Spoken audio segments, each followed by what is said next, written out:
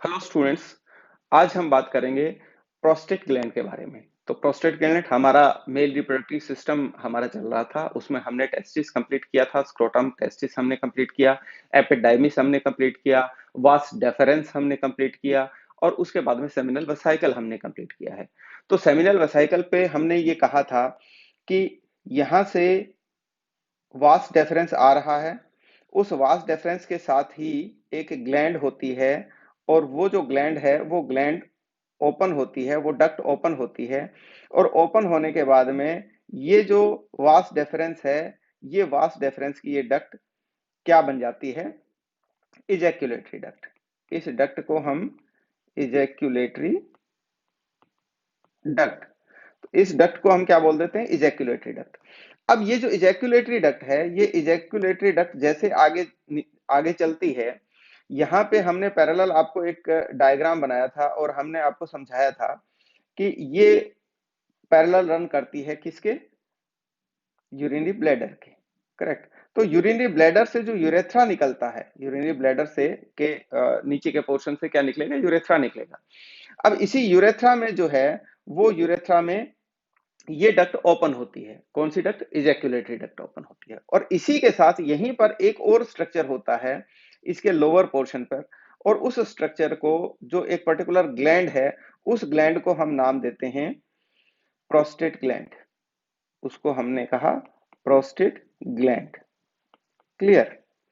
ये जो prostate gland है, ये प्रोस्टेट ग्लैंड के अंदर एक तरीके से यूरिनरी ब्लैडर का अपेक्स धंसता है। यूरिनरी ब्लैडर का जो इंफीरियर पोर्शन है वो इसके अंदर धंस जाएगा और इसी में से प्रोस्टेट ग्लैंड, इसी में से यूरेथ्रा निकलेगा। इसी में से ये यूरेथ्रा नीचे की तरफ जाएगा, यानी कि इसको पियर्स करता हुआ इस ग्लैंड के अंदर से यूरेथ्रा जाएगा। करेक्ट।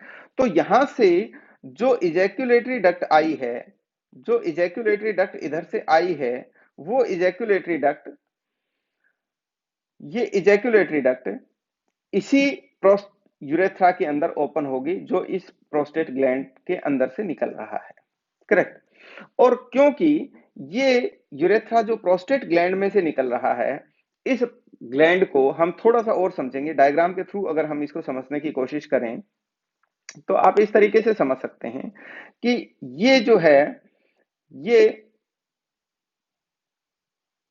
इजैक्यूलेटरी डक्ट है, ये डक्ट इजैक्यूलेटरी डक्ट है और ये इजैक्यूलेटरी डक्ट ओपन हो रही है इस यूरेथ्रा के अंदर। ये कौन सा है? हमने कहा ये यूरेथ्रा का पोर्शन है, जो मैं अभी मार्क कर रहा हूं। तो यहाँ यूरिनरी ब्लैडर हो गया, ये वाला पोर्शन यूरिनरी ब्लैडर का पोर्शन हो गया। यूरिनरी ब्लैडर ओपन हुआ, यहाँ से यूरेथ्रा स्टार्ट हुआ और इस यूरेथ्रा के अंदर ही ये जो इजैक्यूलेटरी डक्ट है ये आकर के ओपन हुई है। कंप्लीट। और यहीं पे जो मेन हमें जो पोर्शन मिलता है, ये वाला जो पोर्शन है जिसको मैं ग्रीन कलर से हाईलाइट कर रहा हूं, ये वाली जो ग्लैंड है, इस ग्लैंड को हमने नाम दिया है प्रोस्टेट ग्लैंड। इसको हमने क्या कहा है? Prostate gland. क्लियर? अब क्योंकि यूरेथ्रा जो है, वो यूरेथ्रा तो आगे भी जा रहा है, यूरेथ्रा तो आगे भी जा रहा है, इस ग्लैंड को क्रॉस करते हुए आगे जा रहा है। तो जो पोर्शन इस यूरेथ्रा का इस ग्लैंड के अंदर है, यहां से लेकर के और यहां तक का जो पोर्शन है, जो इस ग्लैंड के अंदर है, उस पोर्शन को हमने क्या नाम दिया? उस पोर्शन को हमने कहा प्रोस्टेटिक यूरेथ्रा। उस पोर्शन को हम क्या बोलेंगे? Prostatic, prostatic urethra. उसको हमने कहा प्रोस्टेटिक यूरेथ्रा, यानी कि यूरेथ्रा का वो पोर्शन जो प्रोस्टेट को पेनेट्रेट होकर के या प्रोस्टेट के अंदर से जो निकलता है, वो प्रोस्टेटिक यूरेथ्रा हो गया। चलिए, ये दो तीन चीजें आपके समझ में आ गई। अब हम इसकी बात करते हैं कि ये इसका ये जो प्रोस्टेट ग्लैंड है, ये ग्लैंड होती कहां पर है, इसकी लोकेशन क्या है? तो सबसे पहली चीज हो गई इसकी लोकेशन। लोकेशन हो गई इसकी लेसर पेल्विस में। इसकी लोकेशन कहाँ है? Lesser pelvis. करेक्ट। दूसरी चीज हमने इसको क्या कहा? Accessory gland of male reproductive system. ये मेल रिप्रोडक्टिव सिस्टम की असेसरी ग्लैंड है। जैसे हमने वास्ट सेमिनल वेसाइकल हमने कहा था, वो असेसरी ग्लैंड है। इसी तरीके से प्रोस्टेट है, वो असेसरी ग्लैंड है। तो लेकिन ये मेल रिप्रोडक्टिव सिस्टम की सबसे बड़ी एसेसरी, लार्जेस्ट एसेसरी ग्लैंड है प्रोस्टेट ग्लैंड। क्लियर?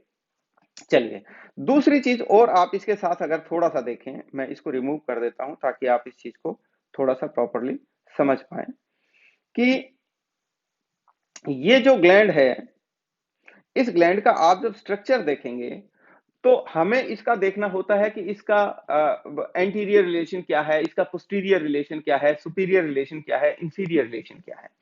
तो सबसे पहले हम बात करते हैं इसके रिलेशन की, इसके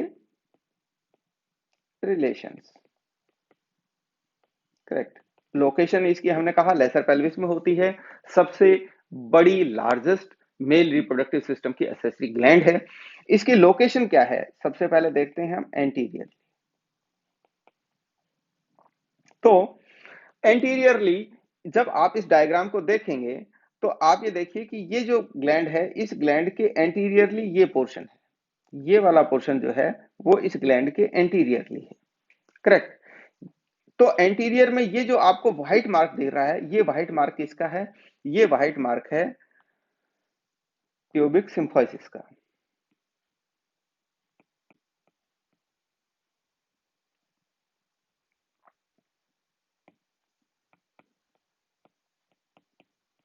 इसको क्या कहेंगे? सिम्फोसिस प्यूबिस। तो सिम्फोसिस प्यूबिस इसके एंटीरियरली होता है। करेक्ट। तो एंटीरियरली हमें क्या मिला इसमें? एंटीरियरली हमें मिला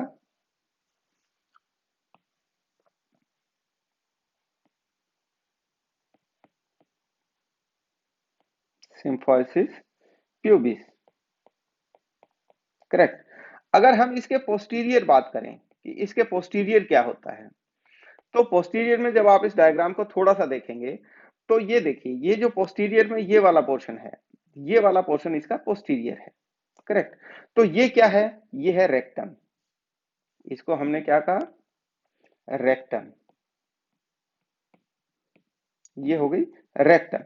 तो पोस्टीरियरली क्या जाएगा? पोस्टीरियरली ये वाला स्ट्रक्चर इसके जाता है। तो ये सारा का सारा क्या हुआ? रेक्टम हो गया। तो अब हमारा पोस्टीरियर भी क्लियर हो गया। एंटीरियरली सिम्फोसिस प्यूबिस है और पोस्टीरियरली रेक्टम है।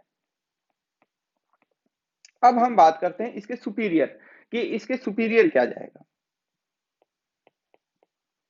सुपीरियर क्या स्ट्रक्चर है? तो ये डायग्राम फिर हम वापस देखते हैं। जब हम डायग्राम देखेंगे तो सुपीरियरली हमें ये वाला जो पोर्शन है, ये पोर्शन इसके सुपीरियर मिलता है। ये जो पोर्शन है, ये पोर्शन इसके सुपीरियरली रहता है। और ये हम सबको पता है क्या पोर्शन है? ये हो गया यूरिनरी ब्लैडर। तो इसके जो पोस्टीरियर रिलेशन में आ गया, पोस्टीरियरली वो आ गया यूरिनरी ब्लैडर।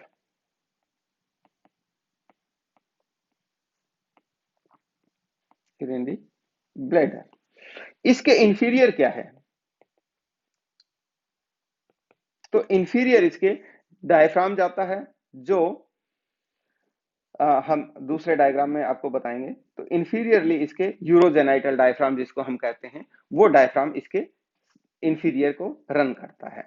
तो इंफीरियरली इसके हो गया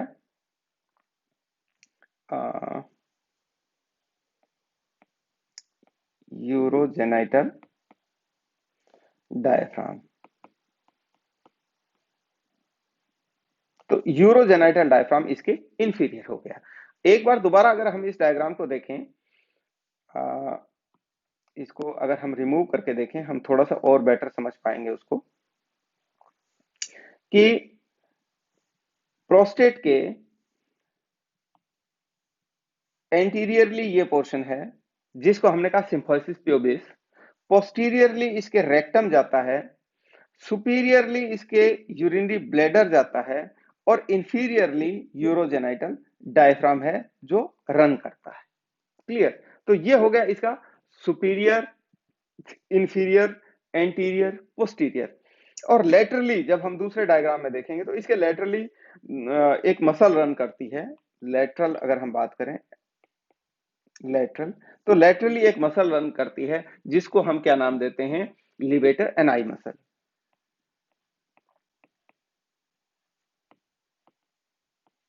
लिवेटर एनाई दोनों साइड लेटरली। ठीक है। तो ये सारे के सारे जो इसके जो रिलेशन है, सुपीरियर, इंफीरियर, एंटीरियर, पोस्टीरियर और लेटरल की। अब हम बात करते हैं अगला टॉपिक जो इंपॉर्टेंट है, हमें ध्यान होना चाहिए कि इसका जो साइज है वो साइज क्या होता है। देखिए इसका जो साइज है वो चेस्टनट, जो इसको हम कहें कि इस पूरी ग्लैंड का जो साइज है वो चेस्ट नट का साइज रहता है, चेस्ट नट साइज की होती है। इसकी जो शेप है, अब अगर आप इसकी शेप देखें, इसकी शेप कैसी होती है, अगर आप इसी डायग्राम के थ्रू देखना चाहें तो इसकी इसकी इसकी जो शेप है वो शेप एक तरीके से ये कौन शेप होती है, इसकी कौन की तरह से शेप होती है। तो इसकी शेप को हम क्या कहेंगे, कॉनिकल शेप। इसकी जो शेप है वो कौन सी हो गई, कॉनिकल। इसकी शेप हो गई कॉनिकल। अब इसके जो बेसिक पार्ट हैं, ग्लैंड के जो बेसिक पार्ट हैं वो कौन कौन से हैं। तो सबसे पहले इसका जो ऊपर का पोर्शन है जिसको हम कहें सुपीरियर पोर्शन, ये जो सुपीरियर पोर्शन है, ये वाला जो पोर्शन है, ये सुपीरियर पोर्शन क्या कहलाएगा, बेस। इस सुपीरियर पोर्शन को क्या कहेंगे, बेस। जो इसका इंफीरियर पोर्शन आता है, ये वाला जो पोर्शन आता है इंफीरियर पोर्शन, ये कहलाता है अपेक्स। तो इसके एक बेस हो गया और एक अपेक्स हो गया। और इसके अलावा जो साइड के जो इसके जो सरफेस आ रहा है, साइड का जो बॉर्डर आता है वो हो गया इंफीरियो लेटरल सरफेस, इसको हम कह सकते हैं, या इंफीरियो लेटरल बॉर्डर आप बना सकते हैं इसको। तो इंफीरियो लेटरल सरफेस, तो मेनली इसके जो जो इसके जो पार्ट हुए वो एक हो गया बेस, एक हो गया बेस यानी कि जो सुपीरियर पोर्शन है इसका, जो ब्रॉड पोर्शन है, और दूसरा हो गया अपेक्स। क्लियर, बेस और अपेक्स।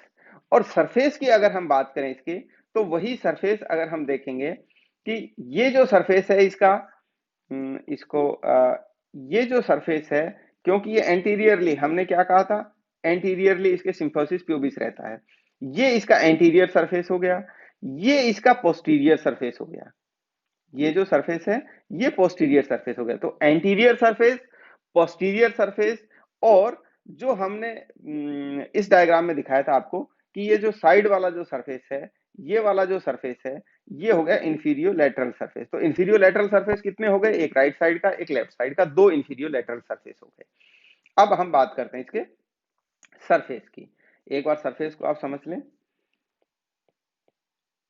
सरफेस, तो कितने सरफेस हुए इसके, चार सरफेस हो गए। कौन से, एक एंटीरियर सरफेस हुआ जो एंटीरियर साइड में सिम्फोसिस प्यूबिस की तरफ का जो सरफेस है, एक पोस्टीरियर सरफेस हुआ जो रेक्टम की साइड में हमने बताया था, और दो हमने साइड के सरफेस बताए थे जिनको हमने कहा था कि इंफीरियो लेटरल सरफेस, या टू हम कह सकते हैं कि लेटरल सरफेस। तो लेटरल हो गए दो सरफेस। तो टोटल इसके कितने सरफेस हुए, चार सरफेस हुए। करेक्ट। एक बेसिक चीज और हमें पता होना चाहिए, वो है इसकी हाइट। तो हम तीनों को ले लेते हैं, इस तरीके से नहीं लेकर के हम इनको ऐसे लेते हैं ताकि आप इसको याद अच्छे से रख सकें। इसकी थिकनेस, थिकनेस, हाइट और विड्थ। करेक्ट। तो थिकनेस, हाइट और विड्थ, इसको हम करेंगे 2, 3, 4, 2, 3, 4 सेंटीमीटर। ये क्या हो गए, 2, 3 और 4 सेंटीमीटर, यानी कि इसकी थिकनेस 2 सेंटीमीटर है। थिकनेस कौन सी हो गई, जो एंटीरियो पोस्टीरियरली जो इसकी थिकनेस आती है वो। इसकी हाइट कितनी हो गई, 3 सेंटीमीटर के करीब हो गई। और इसकी विड्थ, विड्थ कहाँ से लेते हैं हम, ये आपको ध्यान रखना है। ये जो विड्थ है, क्योंकि आप अगर इस डायग्राम को देखेंगे तो आपको पता चलेगा कि इसकी जो विड्थ है वो एक तरीके से यहां से, ये जो पोर्शन है इसको मैं एक बार हटा देता हूं सारे को ताकि दोबारा हम डायग्राम प्रॉपर समझ सकें। ये जो इसकी विड्थ है, ये यहां से बेस पर इसकी जो विड्थ हमने ली है, क्योंकि यहाँ बिल्कुल विड्थ नीचे आएंगे आप कम होती जाएगी, तो इसकी जो बेस की विड्थ है वो कितनी है, वो हो गई लगभग 4 सेंटीमीटर। क्लियर। तो विड्थ हो गई 4 सेंटीमीटर, हाइट इसकी हो गई 3 सेंटीमीटर, यानी कि 3 सेंटीमीटर हाइट है, और इसकी जो थिकनेस है वो 2 सेंटीमीटर है। यानी इस ग्लैंड की विड्थ जो है वो हाइट से कंपैरेटिवली ज्यादा है। तो आपने हमने काफी पोर्शन करवाया भी है कि कुछ कुछ ऐसी स्ट्रक्चर आप अपनी बॉडी में ऐसे कुछ स्ट्रक्चर मिलते हैं जिनकी विड्थ जो है वो उसकी हाइट के कंपैरेटिवली ज्यादा होती है। तो ऐसे स्ट्रक्चर कौन कौन से हैं, अगर आप याद करें तो हमने एक दो स्ट्रक्चर आपको करवा भी दिए, लेकिन इसको सिंपली याद रखने का फॉर्मूला क्या है, 3PS। इसको क्या बोलेंगे, 3PS, यानी कि 3 तो P है, 3 तो P है और एक S है, सॉरी 3PC, 3PC। तो 3PC में 3P क्या आ गए, 3P कौन कौन से हो गए, सबसे पहले हमने आपको जो अभी हम जो स्ट्रक्चर आपको बता रहे हैं, नंबर 1 प्रोस्टेट, इसके अलावा नंबर 2 पोन्स, और नंबर 3 पिट्यूटरी।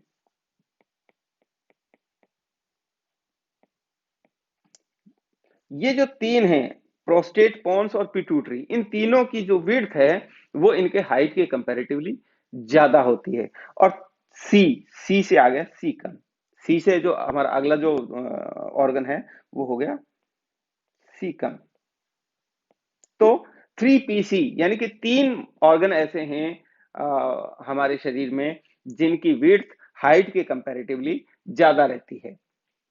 अब हम बात करते हैं इसका जो पोस्टीरियर पोर्शन था, पोस्टीरियर पोर्शन, उस पोस्टीरियर पोर्शन में हमने जब उसको स्टडी किया था तो हमने आपको ये बताया था कि इसके पोस्टीरियरली जो है वो रेक्टम जाती है, ये हमने डायग्राम दिखाया था।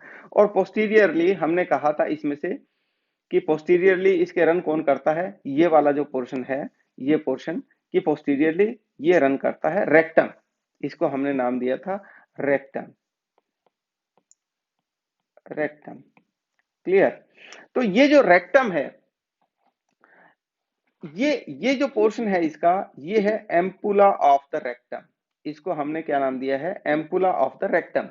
ये जो एम्पुला है, ये एम्पुला एक बहुत ही सिग्निफिकेंट रोल प्ले करता है एक पर्टिकुलर एग्जामिनेशन के लिए। और उस एग्जामिनेशन को हम जो नाम देते हैं वो नाम देते हैं इसको मेरे को डी, इसको हम कहते हैं DRE। ये कौन सी एग्जाम होती है, DRE। DRE में क्या होता है कि अगर हमें प्रोस्टेट को किसी तरीके से फील करना है, तो फील करना है तो यहाँ क्या होगा कि डॉक्टर क्या करेगा कि आप यहाँ से फिंगर के थ्रू अंदर जाएंगे, यहाँ से फिंगर के थ्रू अंदर जाएंगे और अंदर जा करके यहाँ पर आप इस वॉल को जो है वो प्रेस करेंगे। तो आप इस सरफेस को, ये जो पोस्टीरियर सरफेस है, इस पोस्टीरियर सरफेस को आप पैल्पेट कर पाएंगे, इस पोस्टीरियर सरफेस को पैल्पेट कर पाएंगे। तो यहाँ थ्रू फिंगर आपने एंटर किया और लगभग कितना विड्थ कितना होता है, कितना एंटर करना पड़ेगा, लगभग ये डिस्टेंस होती है 4 सेंटीमीटर। तो 4 सेंटीमीटर के करीब आपने फिंगर से रेक्टम के अंदर आपने फिंगर को एंटर किया और लगभग 4 सेंटीमीटर के पास जो एम्पुला है रेक्टम का, वहां से आपने आगे की तरफ एंटीरियर साइड में प्रेस किया। तो जब आप प्रेस कर रहे हैं तो आप एक तरीके से प्रोस्टेट के पोस्टीरियर सरफेस को पल्पेट कर रहे हैं और आप उस पल्पेशन से उसकी हार्डनेस का, लंप का, उनका आइडियाज ले सकते हैं। तो इस पर्टिकुलर प्रोसेस को हम क्या कहते हैं, DRE। DRE means digital rectal examination, इसको हम क्या बोलेंगे, digital digital rectal examination, examination. तो डिजिटल रेक्टल एग्जामिनेशन अगर कहें कि किसके लिए होता है, तो डिजिटल रेक्टल एग्जामिनेशन एक तरीके से प्रोस्टेट के पोस्टीरियर सरफेस को आप एक तरीके से फील कर पाते हैं उस एग्जामिनेशन के थ्रू। तो ये क्या हो गई, DRE, डिजिटल रेक्टल एग्जामिनेशन। तो DRE से पोस्टीरियर सरफेस को आप पैल्पेट कर सकते हैं। ये इसका मेन जो है वो DRE का पर्पस हुआ। अब हम बात करते हैं इसके कुछ मेनली ग्रॉस फीचर्स की हमने जो मेन इसके जो बेसिक कंसेप्ट थे वो सारे हमने कर लिए कि इसके पार्ट्स कौन से होते हैं, इसके सरफेस कौन से होते हैं, एंटीरियरली, पोस्टीरियर, सुपीरियर, इंफीरियर, इसके रिलेशन क्या होते हैं, साइज क्या होता है, शेप क्या होता है, और डीआरई का भी हमने बात किया। तो अब हम बात करते हैं इसके नॉर्मली ग्रॉस फीचर की, कि इसके ग्रॉस फीचर्स क्या क्या रहते हैं। तो सबसे पहले हमने कहा था इसके सरफेस कौन से हैं, सरफेस 4 हैं, एंटीरियर सरफेस, पोस्टीरियर सरफेस और इंफीरियर लेटरल सरफेस। तो सरफेस हमने बहुत अच्छी तरह से देख लिए थे। अब ये जो इसका जो पोस्टीरियर सरफेस है, उस पोस्टीरियर सरफेस को आप देखेंगे तो इसका पोस्टीरियर सरफेस बहुत एनाटॉमिकली भी बहुत इंपॉर्टेंट है। पोस्टीरियर सरफेस, अब पोस्टीरियर सरफेस एनाटॉमिकली इंपॉर्टेंट क्यों है उसको थोड़ा सा हम समझने की कोशिश करते हैं। कि आप जब डायग्राम देखेंगे, मैं आपको पोस्टीरियर सरफेस का डायग्राम दिखाने की कोशिश करता हूं। ये पोस्टीरियर सरफेस है इसका। तो ये एक तरीके से ये प्रोस्टेट ग्लैंड है जो आपको मार्क की हुई है। इस प्रोस्टेट ग्लैंड में पोस्टीरियरली आप देखेंगे तो आपको एक ये सल्कस दिखाई देगा, ये वाला, इसके नीचे मैं मार्क कर रहा हूं, ये जो सल्कस है, ये सल्कस आपको दिखाई देगा जिसको हमने कहा है ट्रांसवर्स सल्कस। तो ये ट्रांसवर्स सल्कस क्या करता है, ये ट्रांसवर्स सल्कस इस लोब को दो पार्ट में डिवाइड कर देगा। कौन कौन से दो पार्ट, एक तो इसका जो सुपीरियर पोर्शन है, यानी जो ये वाला पोर्शन है जो सुपीरियरली इस ट्रांसवर्स सल्कस के लाई करता है, और एक जो इसके इंफीरियरली लाई करता है, यानी कि सुपीरियरली छोटा पोर्शन है, ये वाला पोर्शन छोटा पोर्शन है, तो इस ये और ये वाला पोर्शन जो है वो बड़ा पोर्शन है। तो ट्रांसवर्स सल्कस इसको दो पार्ट में डिवाइड करता है, स्मॉलर अपर पार्ट और लार्जर लोअर पार्ट। करेक्ट। तो पहली चीज तो हमें ये समझने की हो गई। इसको यहां पे हम ले लेते हैं, इसमें ट्रांसवर्स सल्कस, ट्रांसवर्स सल्कस, तो ये ट्रांसवर्स सल्कस क्या करेगा, ये इसको दो पार्ट में डिवाइड कर देगा, अपर और लोअर। तो अपर पार्ट शॉर्ट पार्ट होता है, लोअर पार्ट बड़ा पार्ट होता है, लार्जर पार्ट होता है, ये स्मॉलर होता है। लेकिन जब आप इसको डायग्राम को दोबारा हम देखते हैं, तो दोबारा देखने के बाद इसको अगर मैं हटा दूं, यहां से रिमूव कर दूं ताकि आप प्रॉपर बेटर तरीके से इसको समझ पाएं, कि ये जो लोअर पार्ट है, हमने कहा कि ये ट्रांसवर्स सल्कस है, ये ट्रांसवर्स सल्कस इसको दो पार्ट में डिवाइड करेगा, अपर और लोअर। लेकिन लोअर पार्ट में भी एक सल्कस आता है जिसको हम कहते हैं बिल्कुल मिड लाइन में ये होता है, ये वाला सल्कस। इसको अगर अलग कलर से ले लें ताकि आप थोड़ा सा इसको समझ पाए, ये वाला जो सल्कस है, ये वाला जो सल्कस है जिसको मैंने रेड से मार्क किया है, ये सल्कस इस लोअर पार्ट को भी दो पार्ट में डिवाइड कर देता है। तो ये लोअर सल्कस क्या कहलाता है, पोस्टीरियर मीडियन सल्कस। इस लोअर सल्कस को हम क्या कहेंगे, पोस्टीरियर मीडियन सल्कस। तो पोस्टीरियर मीडियन सल्कस क्या करता है, पोस्टीरियर मीडियन सल्कस इसको टू इक्वल हाफ्स में डिवाइड कर देता है, राइट में और लेफ्ट में। क्लियर। एक ये चीज आपको पता होनी चाहिए कि पोस्टीरियरली एक तो ट्रांसवर्स सल्कस होता है और दूसरा मीडियन, पोस्टीरियर मीडियन सल्कस जिसको हम कहते हैं वो होता है। तो पोस्टीरियर मीडियन सल्कस, ये इसको लोअर पार्ट को, इस लोअर पार्ट को जो है वो राइट और लेफ्ट में डिवाइड कर देता है। Posterior median sulcus lower part को राइट और लेफ्ट में डिवाइड कर देता है। जो हमने अपर पार्ट बताया है, जो हमने कहा था कि जो ट्रांसवर्स सल्कस जाता है वो एक अपर पार्ट और एक लोअर पार्ट में, अपर पार्ट स्मॉलर होता है, लोअर पार्ट लार्जर होता है। लेकिन उसमें भी अब एक चीज आपको देखने की ये है कि जब ये सल्कस इसको डिवाइड करता है, तो ये जो अपर पार्ट आता है, ये इजैक्यूलेटरी डक्ट्स, ये इजैक्यूलेटरी डक्ट्स जो हैं वो किस में, अपर पार्ट में ही ओपन होती हैं। ये एक तरीके से इस सल्कस के साथ ओपन होती हैं, जिसको हमने कहा ट्रांसवर्स सल्कस, ये इस सल्कस के साथ ही ओपन होंगी। तो ये चीज आपको ध्यान रखना है कि इजैक्यूलेटरी डक्ट कहाँ ओपन होती हैं। इजैक्यूलेटरी डक्ट जो है वो ट्रांसवर्स सल्कस पे ओपन होती हैं।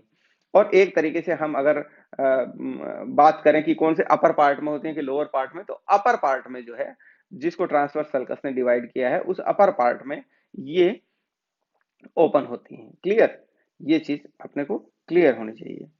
चलिए अब हम बात करते हैं, ये हमारा जो सल्कस था वो आ गया।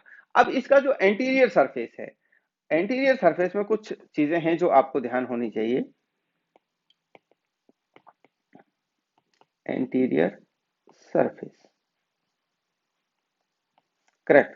तो एंटीरियर सरफेस में क्या होता है कि ये जो ये प्यूबिक सिम्फोसिस की साइड का जो है एरिया है, हमने कहा था ये इसका एंटीरियर सरफेस है। ये वाला जो सरफेस है वो इसका एंटीरियर सरफेस है, करेक्ट। तो ये प्यूबिक सिम्फोसिस हमने कहा था। अब ये जो एरिया जो बच जाता है यहाँ इस एंटीरियर सरफेस में, ये जो एरिया है इन दोनों के बीच का, जो अ, इसको मैं अलग कलर से मार्क कर देता हूं ताकि ये क्लियर हो जाए। ये जो इन दोनों के बीच का जो एरिया है, ये वाला जो एरिया है, इस एरिया में नॉर्मली हमें क्या स्ट्रक्चर मिलते हैं, ये थोड़ा सा एक बार देखने की बात है कि जो सेपरेट करते हैं किसको, जो सेपरेट करते हैं प्रोस्टेट ग्लैंड को और प्यूबिक सिम्फोसिस को। तो प्यूबिक सिम्फोसिस और प्रोस्टेट ग्लैंड के बीच में आपको क्या क्या स्ट्रक्चर मिलेंगे। सबसे इंपॉर्टेंट है इसका एक वीनस प्लेक्सस है जो यहां पर एंटीरियर सरफेस में हमें देखने को मिलता है। और उस वीनस प्लेक्सस को हम कहते हैं dorsal venous plexus of Santorini. इसे क्या कहेंगे, dorsal, dorsal venous plexus of Santorini, correct. Dorsal venous plexus of Santorini कई बार कॉम्पिटिटिव एग्जाम्स में भी पूछ लिया जाता है कि पिट्यूटरी ग्लैंड के एंटीरियर सरफेस पे या पिट्यूटरी ग्लैंड से रिलेटेड कौन सा वीनस प्लेक्सस है, या कई बार इस प्लेक्सस का नाम दे के भी पूछ सकते हैं कि ये किससे रिलेटेड है। तो ये आपको ध्यान होना चाहिए, dorsal venous plexus of Santorini. तो यहाँ पे हमने कहा था एक जो एंटीरियर सरफेस प्यूबिक सिम्फोसिस और प्रोस्टेट ग्लैंड के बीच में, एक तो हमें वीनस प्लेक्सस मिलता है, dorsal venous plexus of Santorini. दूसरी जो मेन चीज है वो हमें यहाँ पे मिलती है, नंबर 1। नंबर 2 हमें यहाँ पे मिलता है फैट। यहाँ पे फैट डिपोजिशन होता है दोनों के बीच में। और जो तीसरी इंपॉर्टेंट चीज है उसको हम कहते हैं प्यूबोप्रोस्टेटिक लिगामेंट्स। कुछ लिगामेंट होते हैं, देखिए हम वापस इस डायग्राम पे जाते हैं। कुछ लिगामेंट्स होते हैं, यहाँ पे इस डायग्राम पे आप देख लीजिए। कुछ लिगामेंट होते हैं जो प्रोस्टेट के और प्यूबिक सिम्फोसिस के बीच में कनेक्टेड रहते हैं। ये इनके बीच में कनेक्टेड रहते हैं। तो प्यूबिक सिम्फोसिस का कौन सा पोर्शन हो गया, जो लोअर पोर्शन है, जो ये जो लोअर वाला पोर्शन है, इस लोअर पोर्शन के साथ कुछ लिगामेंट्स जो हैं वो अटैच रहते हैं, किसके साथ में, प्रोस्टेट ग्लैंड के साथ में। तो तीसरी जो इंपॉर्टेंट चीज हमें मिली, क्योंकि ये लिगामेंट प्रोस्टेट को प्यूबिक सिम्फोसिस के साथ कनेक्ट करते हैं, इसलिए इनको क्या बोलते हैं, प्यूबो प्रोस्टेटिक लिगामेंट।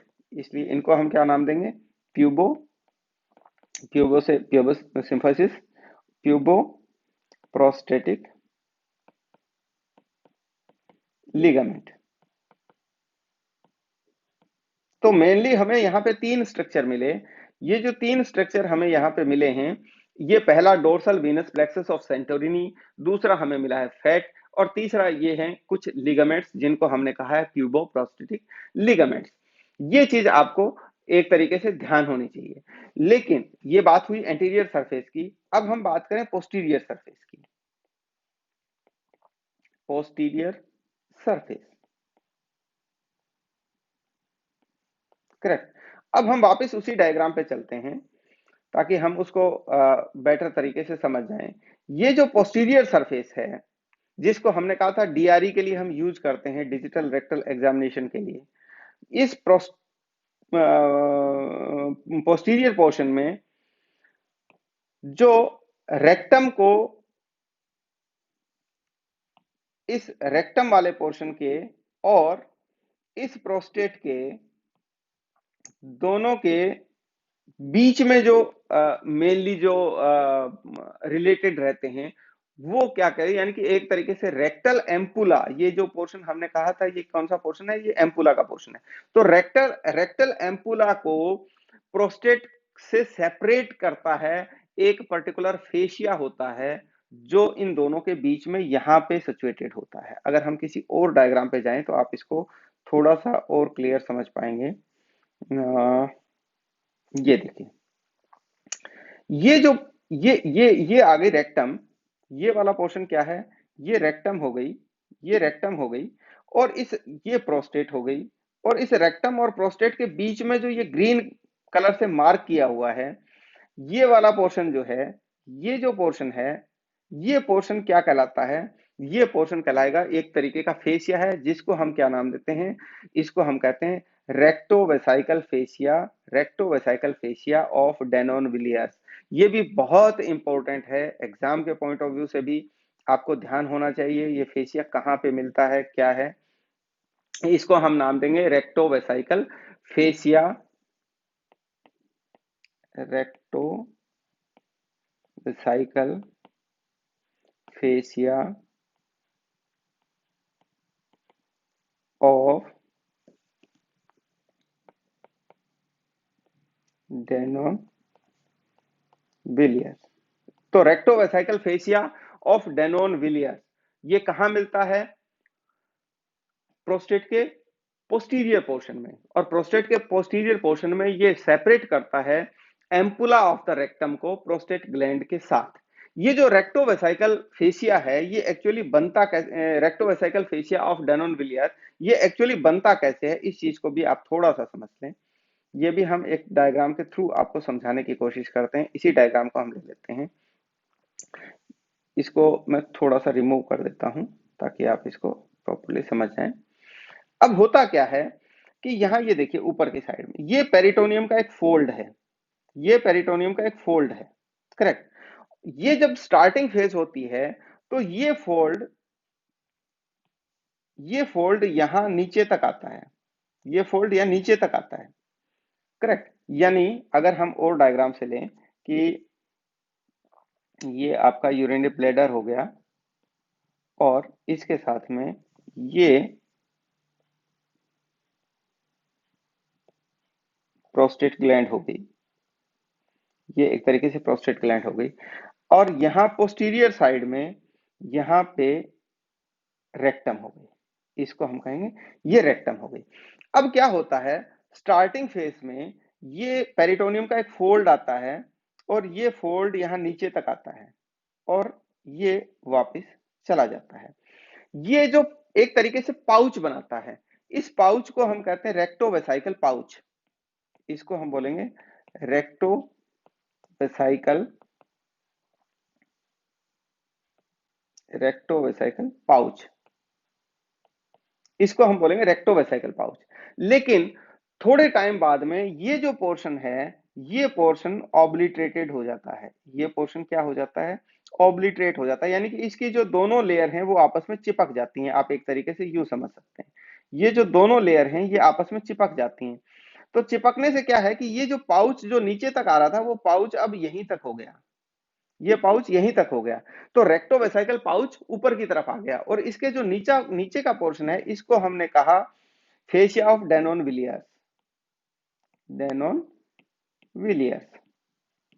तो फेसिया ऑफ डेनोन विलियर कौन सा हो गया, जो इस पोर्शन को रेक्टम को प्रोस्टेट के साथ अलग करता है। और ये फेसिया जो है, फेसिया ऑफ डेनोन विलियर बहुत इंपॉर्टेंट रहता है। इवन जो केसेस आते हैं कैंसर के, जिसमें प्रोस्टेटिक कैंसर के केस आते हैं, तो यहाँ प्रोस्टेटिक कैंसर को ये कम से कम रेक्टम में स्प्रेड होने से बहुत हद तक रोकता है। तो नॉर्मली प्रोस्टेट कैंसर में जो मेटास्टेसिस होता है, जो उसका जो फैलाव होता है, वो फैलाव एक तरीके से रेक्टम तक नहीं जा पाता है, और उसके लिए एक फेसिया है जो बहुत ही इंपॉर्टेंट है, बहुत क्रूशियल है, उसको हमने कहा है रेक्टोवेसाइकल फेसिया ऑफ डेनोन विलियर्स, ये उसकी इंपॉर्टेंस है। चलिए, हम बात कर रहे थे इसके एंटीरियर और पोस्टीरियर पोर्शन की। तो एंटीरियर सरफेस, पोस्टीरियर सरफेस में हमने कहा था मेनली इसका जो मिलता है वो क्या मिलता है, रेक्टोवेसाइकल फेसिया ऑफ डेनन विलियर्स। और लेटरली हम बात करें तो लेटरली हमने कहा था एक मसल है जिसको हमने कहा लेवेटर एनाई मसल, वो मसल जो है वो इसको लेटरली जो है वो बाकी स्ट्रक्चर से इसको सेपरेट करती है। तो एंटीरियर सरफेस में हमें क्या मिला, Venus plexus of Santorini, dorsal venous plexus of Santorini. Posterior surface में हमें क्या मिला, रेक्टोवेसिकल फेसिया ऑफ डेनन विलियर्स। और लेटरली हमें क्या मिला, लेवेटर एनाई मसल। चलिए अब हम बात करते हैं इसके अगले पोर्शन की, और वो है लोब्स ऑफ द प्रोस्टेट। ये भी बहुत इंपॉर्टेंट पॉइंट है कि इसकी लोब्स कौन कौन सी हैं। क्लियर। तो चलिए अब हम वापस उसी डायग्राम पे चलते हैं ताकि हम लोब्स को बहुत बेटर तरीके से समझ पाए। ये जो डायग्राम है ये हमें लोब्स को बहुत अच्छे तरीके से समझाएगा। देखिए सबसे पहले कौन सी हो गई, इसकी एंटीरियर लोब हो गई। तो एंटीरियर लोब कौन सी हो गई, ये जो आगे की लोब है इस लोब को हमने क्या कहा, एंटीरियर लोब, जो एंटीरियर साइड में, यानी आप अगर इस लोब को अच्छी तरह से समझना चाहें तो ये जो लोब है, ये जो लोब है, ये लोब इसकी एंटीरियर लोब कहलाएगी। ये लोब क्या है, एंटीरियर लोब। ये जो पीछे की लोब है, पीछे की लोब इसकी हो गई पोस्टीरियर लोब। ये जो लोब है, ये जो लोब है यानी कि इस सल्कस से लेकर के पोस्टीरियर मीडियन सल्कस तक, ट्रांसवर्स सल्कस से, ये हो गई इसकी पोस्टीरियर लोब। तो ये एंटीरियर और ये इसकी पोस्टीरियर लोब हो गई। अब इस पोस्टीरियर लोब के साथ सॉरी पोस्टीरियर लोब हो गई इसकी ये वाली, ये जो लोब है ये पोस्टीरियर लोब हो गई। तो एंटीरियर लोब, पोस्टीरियर लोब। उसके बाद में इसकी हो गई लेटरल लोब्स। ये जो लोब्स हैं, ये जो लोब्स हैं वो लोब्स इसकी लेटरली अगर हम सामने की तरफ से देखेंगे तो ये जो लोब्स आएंगी वो इसकी लेटरल लोब्स आएंगी। और एक लोब यहां ऊपर की साइड और बच गई। अगर हम डायग्राम के थ्रू इसको देखने की कोशिश करें, मैं इसका ये वाला, ये जो लोब है ये लोब कहलाएगी इसकी मीडियन लोब। तो ये जो लोब है ये हो गई इसकी मीडियन लोब, ये हो गई इसकी एंटीरियर लोब, और ये हो गई इसकी पोस्टीरियर लोब। जो लेटरल लोब है वो हमें इस व्यू से नहीं मिलेंगी। लेटरल लोब हमने कहा था कि यहां से जब हम इसको देखेंगे तो ये लेटरल लोब इसकी एंटीरियर व्यू से समझ में आएंगी हमें। चलिए सबसे इंपॉर्टेंट, सबसे पहली बात करते हैं हम इसकी जो मेनली लोब्स हैं। तो ये जो मीडियन लोब है, ये मीडियन लोब क्या है, आप अगर देखें तो एक स्ट्रक्चर इस तरीके का स्ट्रक्चर आपको दिखेगा। एक तो ये है, ये जो स्ट्रक्चर है, ये स्ट्रक्चर प्रोस्टेटिक यूरेथ्रा का एक तरीके से पार्ट है, जिसको हमने कहा प्रोस्टेटिक यूट्रिकल। इसको हम क्या बोलते हैं, प्रोस्टेटिक यूट्रिकल। और यहाँ पे हमने कहा था जो इजैक्यूलेटरी डक्ट हैं वो इजैक्यूलेटरी डक्ट भी आकर के ट्रांसवर्स चलती हैं और आकर के वो प्रोस्टेटिक यूरेथ्रा में मिल जाती हैं। तो ये इस प्रोस्टेटिक यूरेथ्रा का इसका जो इजैक्यूलेटरी डक्ट से ऊपर का जो पोर्शन है, या हम कहें कि जो प्रोस्टेटिक यूट्रिकल से ऊपर का पोर्शन है, वो पोर्शन मीडियन लोब कहलाता है। वो पोर्शन क्या कहलाएगा, मीडियन लोब कहलाएगा। अब ये जो यूट्रिकल है, प्रोस्टेटिक यूट्रिकल, इसको आप थोड़ा सा समझ लें ताकि आपको कोई कंफ्यूजन नहीं हो। ये जो प्रोस्टेटिक यूट्रिकल है, इसकी जो लेंथ होती है वो लेंथ होती है अराउंड 6 mm के करीब। इसकी जो लेंथ है वो अराउंड 6 mm के करीब इसकी लेंथ रहती है। और ये एक तरीके से कॉल्डे सेक होता है। कॉल्डे सेक मतलब ये एक तरीके से ब्लाइंड पाउच जिसे कहते हैं, वो ब्लाइंड पाउच की तरह से होता है, यानी कि ये यहां से आया और इस तरीके से करके ये वापस चला गया। क्लियर। और एक तरीके से ये डिमार्केशन करता है मीडियन लोब का। तो ये मीडियन लोब क्या है, इससे ऊपर का जो पोर्शन है वो पोर्शन क्या कहलाएगा, इसका मीडियन लोब कहलाएगा। लेकिन एग्जाम के पॉइंट ऑफ व्यू से एक बहुत ही इंपॉर्टेंट पॉइंट और निकल के आता है कि ये जो प्रोस्टेटिक यूट्रिकल है इसको होमोलोगस माना जाता है। किसका माना जाता है ये आप बताएं, मैं बाद में आपको बताऊंगा कि प्रोस्टेटिक यूट्रिकल जो है वो किसका होमोलोगस होता है। दूसरी इंपॉर्टेंट चीज जो आपको समझ में आनी चाहिए कि प्रोस्टेट के अंदर से एक तरीके से 3 स्ट्रक्चर जो है वो प्रोस्टेट के अंदर बहुत इंपॉर्टेंट हैं जो प्रेजेंट रहते हैं। कौन कौन से, सबसे पहला आप ये देखिए, ये वाला जो पोर्शन है जिसको हमने कहा था इजैक्यूलेटरी डक्ट। तो पहली चीज, पहला पोर्शन, पहली चीज क्या हो गई? Ejaculatory duct. दूसरा जो पोर्शन है वो क्या हो गया? वो हो गया ये यूट्रिकल। और तीसरा स्ट्रक्चर जो मेन स्ट्रक्चर इसके अंदर प्रेजेंट रहता है वो ये वाला स्ट्रक्चर होगा जिसको हमने कहा यूरेथ्रा। क्लियर? तो तीन मेन स्ट्रक्चर हैं जो प्रोस्टेट के अंदर प्रेजेंट रहते हैं। नंबर एक हो गया इजैक्यूलेटरी डक्ट्स, हालांकि दो होती हैं वो, लेकिन एक एक एक पोर्शन क्या होगा? इजैक्यूलेटरी डक्ट एक स्ट्रक्चर। दूसरा स्ट्रक्चर क्या होगा? यूट्रिकल। और तीसरा स्ट्रक्चर क्या हो गया? यूरेथ्रा। तो ये तीन स्ट्रक्चर जो हैं वो तीन स्ट्रक्चर एक तरीके से इसके अंदर प्रोस्टेट के अंदर प्रेजेंट रहते हैं। अब हम बात करते हैं जो सिक्रीशन आते हैं, वो उसमें से जो एंजाइम होते हैं जिनको हम कहते हैं प्रोटियोलाइटिक एंजाइम। तो प्रोटियोलाइटिक एंजाइम क्या होते हैं? वो यहाँ पे ये डक्ट्स होती हैं, जो डक्ट्स आकर के ओपन होती हैं। किसके अंदर ओपन होती हैं? ये डक्ट ओपन होती हैं यूरेथ्रा के अंदर, या हम कह सकते हैं प्रोस्टेटिक यूरेथ्रा के अंदर। तो ये एक तरीके से 10 to 12 डक्ट हैं जिनके थ्रू प्रोस्टेटिक यूरेथ्रा के अंदर इनके एक तरीके से ये कहें कि इनके एंजाइम जो है, एंजाइम का सिक्रीशन जो है वो यूरेथ्रा के अंदर आता है, दोनों साइड के अंदर। इस साइड, राइट साइड से भी, लेफ्ट साइड से भी, दोनों साइड से वो उसके अंदर एंटर करता है। और ये जो एंटर करता है, वो जो जगह है, वो जो पोर्शन है, उसको हम कहते हैं वेरूमोंटेनम। हमने लास्ट क्लास में भी शायद हम बात कर रहे थे इसकी सेमिनल वेसिकल की, तब हमने जिक्र किया था वेरूमोंटेनम का। तो वेरूमोंटेनम क्या है? एक तरीके से यहाँ जो ओपनिंग होती है, जिनको हम कहते हैं सेमेनल कॉलिकुलस, इनको सेमेनल कॉलिकुलस भी बोल देते हैं, वेरूमोंटेनम भी बोल देते हैं। तो ये जो इनके थ्रू जो है वो ये सिक्रीशन आकर के प्रोस्टेटिक यूरेथ्रा में मिलते हैं। और ये सिक्रीशन मोस्टली जो है वो इजैकुलेशन के बिल्कुल पहले, इमीडिएट बिफोर द इजैकुलेशन ये आते हैं। तो प्रोस्टेट का मेन काम क्या हो गया? प्रोस्टेट का मेन काम हो गया सीमन के लिए ये फ्लूइड को प्रोड्यूस करती है, ये इसका एक मेन काम हो गया। तो इस तरीके से सीमन का जो एक तरीके से हम कहें कि कुछ हिस्सा जो है वो प्रोस्टेटिक फ्लूइड से भी बनता है।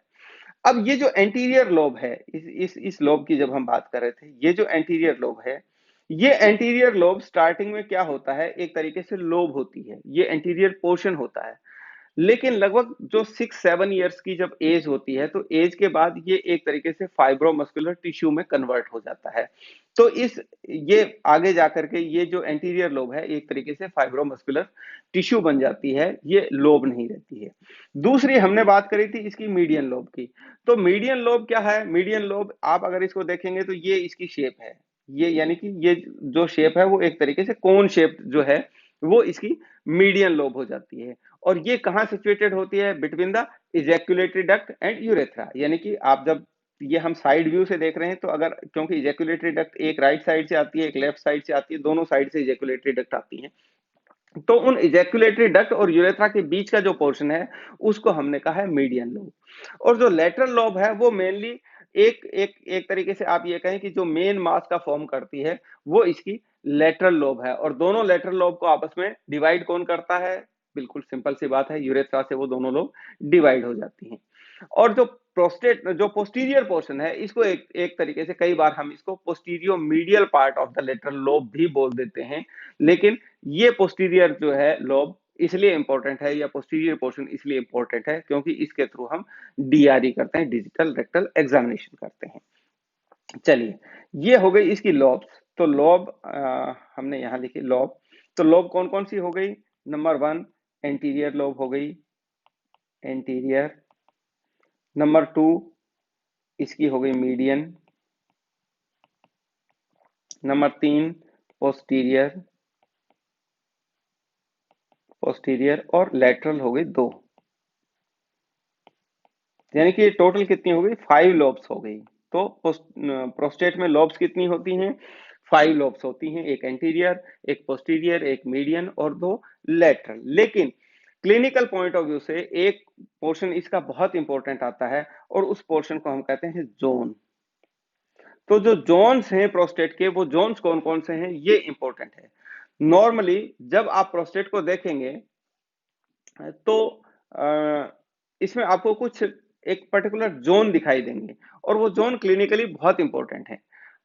एनाटॉमिकली अगर हम जोन की बात करें तो पहले इसको जब स्टडी करते थे तो एनाटॉमिकल जोन के अकॉर्डिंग करते थे। एनाटॉमिकली इंफीरियो पोस्टर हो गया, इंफीरियो लेटरल हो गया, सुपीरियो मीडियल हो गया और एंटीरियो मीडियल हो गया।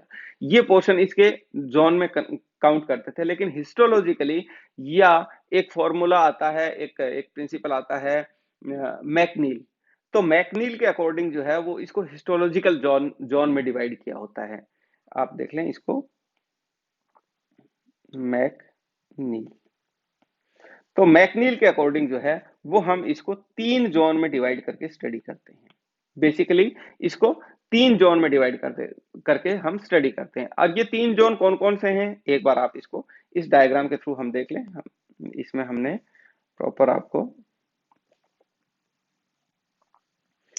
ये जो 3 जोन आते हैं इसके, एक जोन हो गया जिसको हमने कहा है सेंट्रल जोन, दूसरा हो गया पेरिफेरल जोन और तीसरा हो गया transitional zone. Correct. Zone clinically बहुत इंपॉर्टेंट है। सबसे पहले हम बात करते हैं सेंट्रल जोन की। सेंट्रल जोन क्या है? सेंट्रल जोन जो है वो पूरे प्रोस्टेट का अराउंड 25% फॉर्म करता है। अराउंड 25% इसका पूरे जोन का फॉर्म करता है। और ये इस जोन के अंदर इजैक्यूलेटरी डक्ट्स होती हैं। ये जो है ये इजैक्यूलेटरी डक्ट है। तो ये जो जोन है इस जोन के अंदर इजैक्यूलेटरी डक्ट कहते हैं। ये जो आप निशान देख रहे हैं ये एक तरीके से इसकी ओपनिंग है डक्ट्स की इसके अंदर। तो सेंट्रल जोन क्या कंटेन करके रहता है? ये इजैक्यूलेटरी डक्ट्स इस जोन में मिलती है हमें। और दूसरा लगभग 25% नॉर्मल प्रोस्टेट का ये फॉर्मेशन करता है। ये डक्ट जो है वो ऑब्लिक आती हैं। ये थोड़ा सा आपको ध्यान रखने की बात है। ये डक्ट ऑब्लिकली एंटर करेंगी प्रोस्टेट के अंदर और ऑब्लिकली करने से ये जो है वो यूरिन रिफ्लेक्स के इम्यून होती हैं। ये हम आगे जाकर के इसका जिक्र करेंगे। दूसरा जो जोन हो गया, जो इंपॉर्टेंट जोन हो गया इसके साथ ही, वो हो गया ट्रांजिशनल जोन। ये जो ट्रांजिशनल जोन है ये लगभग 5 to 10% नॉर्मल प्रोस्टेट का बनाता है। 5 to 10%। और ये सेंट्रली यानी कि प्रोस्टेट, आप ये देखिए ये जो यूरेथ्रा जा रहा है इस यूरेथ्रा के बिल्कुल एक तरीके से इस यूरेथ्रा को सराउंड करके रहते हैं। इस यूरेथ्रा को क्या करेंगे? इस यूरेथ्रा को सराउंड करके रहते हैं। तो ये जो जोन है ये जोन क्या कहलाएगा? Transitional zone. इसके बाद वाला जोन क्या कहलाएगा? Central zone. Central transitional zone urethra के चारों तरफ हो गया। सेंट्रल जोन, ट्रांजिशनल जोन के बाहर का जो जोन है वो सेंट्रल जोन कहलाएगा जिसमें इजैक्यूलेटरी डक्ट आती हैं। और एक जो ट्रांजिशनल जोन है एक तरीके से इसी के अंदर हमें देखने को मिलता है बीपीएच। ये बीपीएच क्या है जो यहाँ पे हमने लिखा हुआ है बीपीएच? ये बीपीएच क्या है? ये बीपीएच हो गया बिनाइन प्रोस्टेटिक हाइपरप्लेसिया। ये बिनाइन प्रोस्टेटिक हाइपरप्लेसिया यानी कि जिसको हम कहते हैं कि कुछ एज के बाद में जाकर के जो है वो प्रोस्टेट का साइज इंक्रीज हो जाता है, साइज बढ़ जाता है। इसके बारे में हम क्लिनिकल टॉपिक पे बात करेंगे। लेकिन ये बीपीएच के लिए प्रोन होता है, बीपीएच के लिए। तीसरा हो गया, आखिरी हो गया पेरिफेरल जोन। अब ये पेरिफेरल जोन कौन सा है? पेरिफेरल जोन जो है वो लगभग इस पूरी ग्लैंड का 65% फॉर्म करता है। प्रोस्टेट ग्लैंड का अराउंड 65% फॉर्म करता है। कौन करता है? Peripheral zone. और ये मोस्टली पोस्टीरियरली लोकेटेड होता है। और इसके अलावा आप ये देखें कि ये जो जोन है ये जोन नॉर्मली कार्सिनोमा के लिए प्रोन होता है। ये जो जोन है ये कार्सिनोमा यानी कि मोस्टली कार्सिनोमा जो प्रोस्टेट के अंदर होता है वो पेरिफेरल जोन में होता है। और पेरिफेरल जोन एक तरीके से मेन एरिया है जिसको हम फील करते हैं थ्रू द रेक्टम। कौन सी एग्जामिनेशन में? डीआरई के अंदर, डिजिटल रेक्टल एग्जामिनेशन के अंदर। तो 3 जोन हमने देखे इसके कि 3 जोन होते हैं इसके अंदर। और 3 जोन हो गए मैकनील के अकॉर्डिंग हमने कहा। पहला हो गया, इसको हमने नाम दिया सेंट्रल जोन। Central zone. दूसरा हो गया ट्रांजिशनल जोन। Transitional zone. और तीसरा हो गया पेरिफेरल जोन। Peripheral zone. तो 3 जोन में नॉर्मली हम इसको डिवाइड करके स्टडी करते हैं। अब एक और इंपॉर्टेंट चीज रह गई जिसको हम कहते हैं प्रोस्टेटिक फ्लूइड, कि प्रोस्टेटिक फ्लूइड में क्या क्या होता है। तो कई बार ऐसा कुछ क्वेश्चन आ जाता है कि प्रोस्टेटिक फ्लूइड का कंटेंट ये है या नहीं है, इस तरीके से करके। तो लगभग आप ये मान के जो एक तरीके से सेमिनल फ्लूइड होता है उसका 10% ये कंट्रीब्यूट करता है। सीमन का 10% प्रोस्टेटिक फ्लूइड होता है, और इसमें मेनली एक होता है सिट्रिक एसिड। इसके जो कंटेंट्स हैं हम उनकी बात कर रहे हैं। इसके अलावा एसिड फॉस्फेट होता है इसमें, यानी कि एसिडिक नेचर का होता है। ये चीज आप थोड़ा सा देख लें। दूसरा हो गया इसमें एसिड फॉस्फेट। एक हो गया इसके अंदर जिंक। तो एक इसके अंदर स्पेसिफिक एक एंटीजन मिलता है जिसको हम कहते हैं पीएसए। ये पीएसए क्या है? ये प्रोस्टेट स्पेसिफिक एंटीजन होता है पीएसए। ये एक तरीके से मार्कर होता है जिसका बहुत सारे प्रोस्टेट से रिलेटेड कुछ इन्वेस्टिगेशन होती हैं जिसमें हम पीएसए लेवल की जांच करवाते हैं या पीएसए टेस्ट करवाते हैं। तो ये प्रोस्टेट स्पेसिफिक एक एंटीजन होता है। चलिए अब हम थोड़ा सा इसके क्लिनिकल पोर्शन की बात करते हैं। ये मेन कंटेंट हो गए जो प्रोस्टेटिक फ्लूइड में होते हैं। अब क्लिनिकल पोर्शन में एक जो मेन इंपॉर्टेंट आता है, इसके क्लिनिकल फीचर अगर हम देखते हैं, क्लिनिकल फीचर्स। तो क्लिनिकल फीचर्स में एक सबसे पहले प्रोस्टेट का इन्फ्लेमेशन, जिसको हम कहते हैं prostatitis.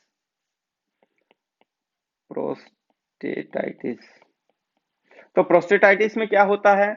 Inflammation of the prostate. अब प्रोस्टेट क्या होगा?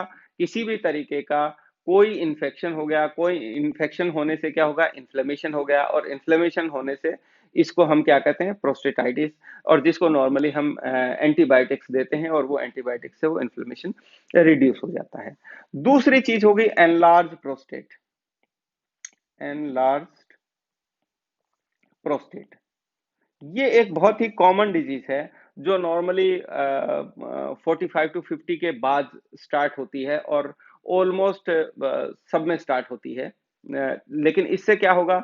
इससे प्रोस्टेट जो है वो एनलार्ज हो जाएगी, और साइज में जब एनलार्ज हो जाएगी तो नॉर्मली जो सिम्टम आएंगे वो आएंगे कि यूरिनेशन में प्रॉब्लम आ जाएगी, और थोड़ा सा इस तरीके के सिम्टम आते हैं कि यूरिन का फ्लो जो है वो प्रॉपर नहीं हो पाता, या फिर ड्रिप ड्रिप करके और इस तरीके से यूरिन पास होता है। तो इस तरीके के ये सिम्टम जो है वो अराउंड 50 के बाद स्टार्ट हो जाते हैं। तो ये हो गया, तीसरा हो गया एनलार्ज प्रोस्टेट, और जिसको हम नॉर्मली बीपीएच भी बोल देते हैं, बिनाइन प्रोस्टेटिक हाइपरट्रॉफी। और इसके बाद एक जो आता है वो आता है prostate cancer. Prostatic cancer. Prostate cancer जो है वो आप मोस्ट कॉमन होता है मेन के अंदर, सबसे ज्यादा स्किन के बाद प्रोस्टेट कैंसर। तो प्रोस्टेट कैंसर जो है उसके अंदर नॉर्मली क्या करेंगे? वही सर्जरी कर देंगे, हार्मोन थेरेपी दे देंगे, रेडिएशन कर देंगे, कीमोथेरेपी हो जाएगी। ये जो है नॉर्मली ये क्या करते हैं? ये प्रोस्टेट कैंसर के अंदर ये नॉर्मल ट्रीटमेंट रहते हैं। तो ये मेन आपका जो प्रोस्टेट का पोर्शन है वो कंप्लीट होता है। इसमें एक चीज थोड़ा सा आप देख लें, ये जो बीपीएच है, क्योंकि इसके नॉर्मली पेशेंट भी ज्यादा आते हैं और कई बार इसमें से क्वेश्चन भी आ जाते हैं। तो बीपीएच को थोड़ा सा आप देख लें कि प्रोस्टेट की साइज में इंक्रीज हो जाता है, और विदाउट मैलिग्नेंसी होता है। अगर मैलिग्नेंसी होती है तो वो कार्सिनोमा में हो जाता है, लेकिन विदाउट मैलिग्नेंसी होता है। एज के साथ जैसे 40-45 ईयर का एज क्रॉस करते हैं तो नॉर्मली ये सिचुएशन हाइपरप्लेसिया की सिचुएशन आ जाती है। तो ये एनलार्ज प्रोस्टेट हो गया, या बीपीएच जिसको हम कह सकते हैं। तो इसमें क्या सिम्टम क्या आएंगे? वो बार बार यूरिन का जाना, यानी कि उसकी फ्रीक्वेंसी ज्यादा बढ़ जाएगी। और दूसरी चीज आता है यूरिन के लिए अर्जेंसी उसमें स्टार्ट हो जाती है, यानी कि आप बहुत देर तक वेट नहीं कर सकते, आपको तुरंत उसका अर्जेंसी हो जाएगी। तो इस तरीके के जो सिम्टम है, स्ट्रीम का पुअर हो जाना, ये इस तरीके के जो सिम्टम है वो बीपीएच के सिम्टम रहते हैं। तो ये जो बीपीएच है ये नॉर्मली हमने कहा था ट्रांजिशनल जोन में ज्यादा होता है, ये चीज आपको देखने की है। दूसरी चीज अब जो इंपॉर्टेंट है वो है इसका वेस्कुलर, इसका ब्लड सप्लाई। अगला जो हमारा टॉपिक है वो हो गया इसका ब्लड सप्लाई। तो चलिए, ब्लड सप्लाई, इसका जो मेनली ब्लड होता है, ब्लड सप्लाई है, वो प्रोस्टेटिक आर्टरीज के थ्रू आता है, प्रोस्टेटिक आर्टरीज। और ये जो प्रोस्टेटिक आर्टरीज हैं, ये नॉर्मली ब्रांच होता है इंटरनल इलियक आर्टरी की। ये इंपॉर्टेंट है जो आपको याद करना है, इंटरनल इलियक आर्टरी। तो प्रोस्टेटिक आर्टरी किसकी ब्रांच है? मेनली इंटरनल इलियक आर्टरी की। हालांकि जो है वो इंटरनल पोडेंडल आर्टरी हो गई या मिडल रेक्टल आर्टरी हो गई, इनके थ्रू भी इसको सप्लाई होती है, लेकिन जो मेन सप्लाई होती है वो प्रोस्टेटिक आर्टरी के थ्रू होती है। इसका जो वीनस ड्रेनेज है, सॉरी, इसका जो वीनस ड्रेनेज है वो हमने पहले भी बात करी थी वीनस की। एक प्लेक्सस हमने कहा था, dorsal venous plexus of Santorini. तो dorsal venous plexus of Santorini जो है वो नॉर्मली इसका जो उसके थ्रू इसका जो है वो इसका ब्लड, इसका जो हम कहते हैं डीऑक्सीजनेटेड ब्लड है, या जिसको हम कहते हैं कि इसका जो ब्लड का ड्रेनेज है वो वीनस ड्रेनेज जो है वो इनके द्वारा लिया जाता है। और ये इंटरनल इलियक वेन में ड्रेन करती हैं। ये इंटरनल इलियक आर्टरी से आई और इंटरनल इलियक वेन में ये ड्रेन कर देंगी। सॉरी, आर्टरी नहीं है, वेन हो गया।